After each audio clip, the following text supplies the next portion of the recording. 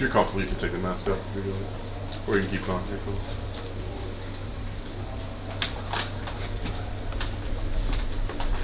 Dom, it's finally here, right? I mean, we've been building to this moment for a long time. It feels like, we've been talking to you a lot along the way, getting ready for this.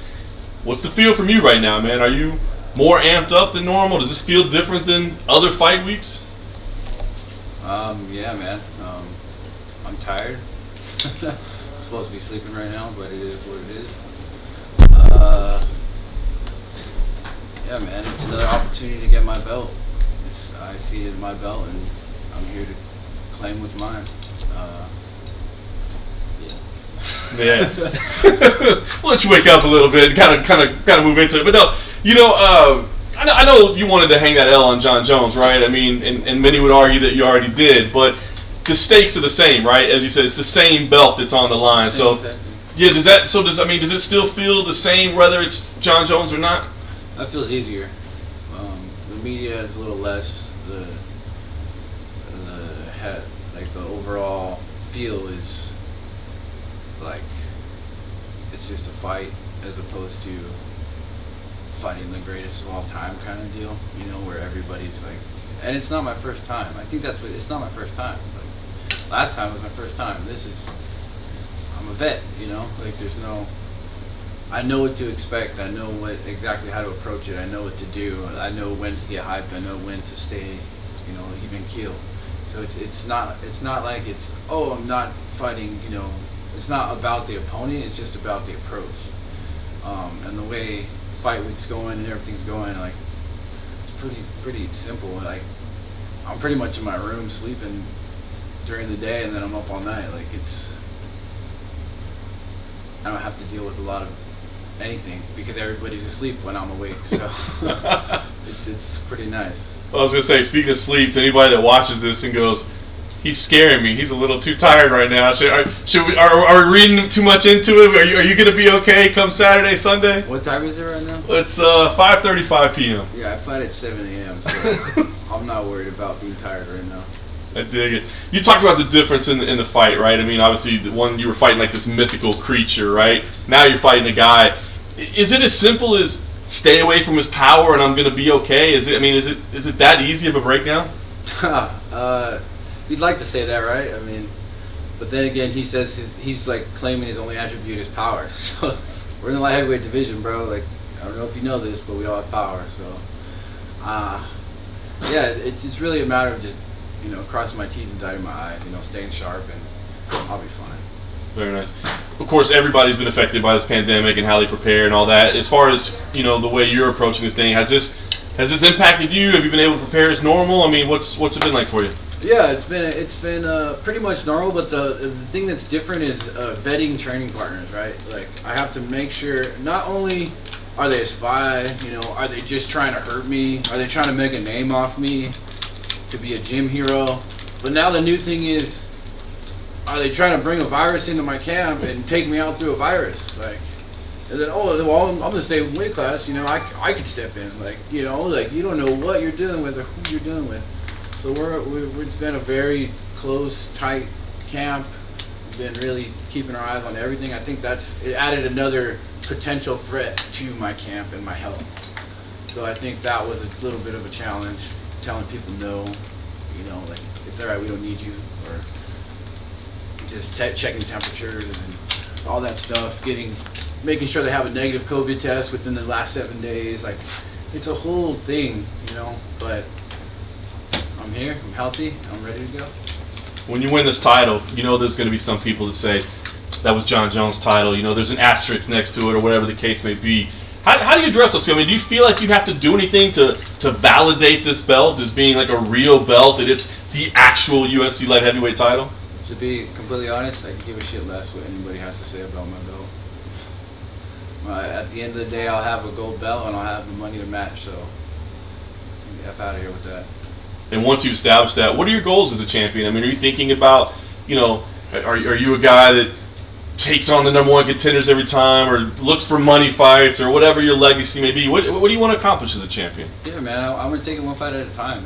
I want to be the best and I want to fight the best. Like, it's not about trying to fight money fights and move up and down division. And all this BS. You know, I want to make fighting great again, I guess you could say. Like, come on, man. Let's fight the best. Like, let's be a great champion. But I got to win this fight first. I'm focused 100% on Jan. Obviously, I'm here. We're here. We're ready to fight. I've been obsessing over this since I got the call, and I'm ready. I'm ready to submit my name in the record books here. That's awesome. Not only am we on Fight Island, man. That's monumentous enough. You know, I get to be crowned champion on Fight Island. You know, that's pretty epic, if you ask me. No question. Last thing for me, I mean, your last fight out was pretty impressive, man. I mean, the execution, everything you did. When you see this one play out, how do you see this one getting done? I mean, is this going to be another tight fight all the way to the end? Do you feel like you get a stoppage here? How does this fight go? I feel like I get a stoppage for sure. But at the end of the day, all that matters to me is having my hand raised. So we'll see how it goes. It could be, you know, sometimes you run across a guy, you could give him everything you've got, and you can't finish him. You know, the goal of every fight is to finish the fight. Sometimes it doesn't go that way, you know. It's not like I chose to not finish the fight. Oh no, I don't want to finish the fight. I want to go to a decision. Like, no, that's never an option. That's never something that's on my mind. So I'm always looking for the finish, and I'm always trying to go for it. So we'll see what happens. But yeah, I'm gonna come out with my hand raised. That's all I know. That's the only prediction I can give you. Looking at Jan, I don't think it's an argument that you two are the rightful contenders for this title, but do you think he poses the biggest threat in the division that you could face now that Jon Jones is moving heavyweight? Yeah, absolutely. He's number 3, and he's earned that position. Number 2 guy's been out for a year, over a year, and he has had double knee surgery on every ligament in both knees. You know, can't say he's worthy right now. We got to see him fight first. So he's the next. He's number 3. I'm number 1. This is a dream title fight. You know, 1 versus 3 or 1 versus 2. You know, it's awesome. So yeah, I absolutely do believe he's the most dangerous guy and the next guy after myself. And looking at his last few fights, like Jacare, Rockhold, Corey Anderson, it seems like he was trying to be used as like a stepping stone for these fighters, maybe to get a title shot, especially with Corey Anderson and Jon Jones had that beef. When you were watching those fights, did you know how good Jan was, or did you always favor his opponent, like a lot of the pundits and media did? No, man, I've always been knowing. I'm not. I look at things objectively, and he has all the skills to be a good, worthy opponent. If you really think about it, everybody's a stepping stone for everybody. So it's just the way it is. It's sometimes the dice rolls one way, sometimes it rolls another way. Honestly, I knew that those outcomes in those fights, I knew exactly what was going to happen. Really? Yeah, it was very clear to me. I knew exactly what was going to happen with Rockville and Corey. Jacare, I didn't know what was going to happen there. But I knew exactly what was going to happen with those 2 guys. What did you see that the vast majority of people seem not to see in those fights? Rockhold he hadn't fought in a while. He was coming off of not doing anything, and then he bulked up all crazy, and he doesn't have a great chin. And Jan was active, and he's sharp and tight, and he has good counters, and he's good off the break. Rockhold likes to be fancy and flashy and do things that you probably shouldn't do, i.e. got knocked out off the break. Corey Anderson was coming off a knockout, and he was feeling himself, not by what he was saying. I don't give a crap what anybody says to the media or anything. That doesn't mean anything to me. What matters is what happened in the fight. So he got the knockout against Johnny, so now he thinks he's Mr. Hands, Mr. I'm going to knock you out now. So, and then he also felt like he had great movement, but he doesn't know how to use it really well. And he overstepped, and he was doing too much, and he got knocked out. And he doesn't have the greatest chin either. So 2 guys that, 1, don't have the greatest chin, and 2, were thinking that they were much better than him, and they weren't, clearly. Anything else? Cool. Perfect. Good. That's it. Awesome.